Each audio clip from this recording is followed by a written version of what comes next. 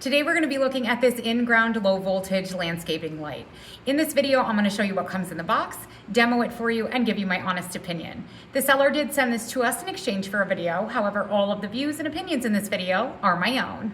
In the box, we're going to have the user manual. We're going to have the top canister that is glass, the top of the canister that is glass. We're going to have 2 wire connectors. You're going to have the light bulb and the light bulb kind of bracket brace, and the light just kind of sits inside those little 3 clips. Then you're going to have the wire, the low voltage wire. We're going to need to connect this to the light bulb itself and then to a low voltage transformer. And you're going to have the canister. This is like almost like a PVC or a resin type material. You will need a low voltage transformer. This is not included. Loosen the screws, put the connectors under the loosened screws, and then tighten these down. Give it the tug test. You should be able to pick the light up if they're tight enough.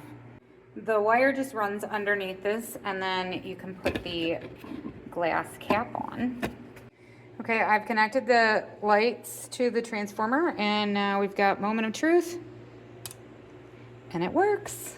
Thanks to the magic of the internet, it is now dusk, and you can see what they look like next to these beautiful red plants that we found growing randomly on the property.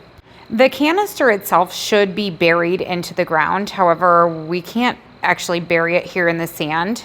So how you see it right now, it would actually be a little bit lower into the ground so that you can run that wire underground. It is a really beautiful light, and it's much larger than I expected.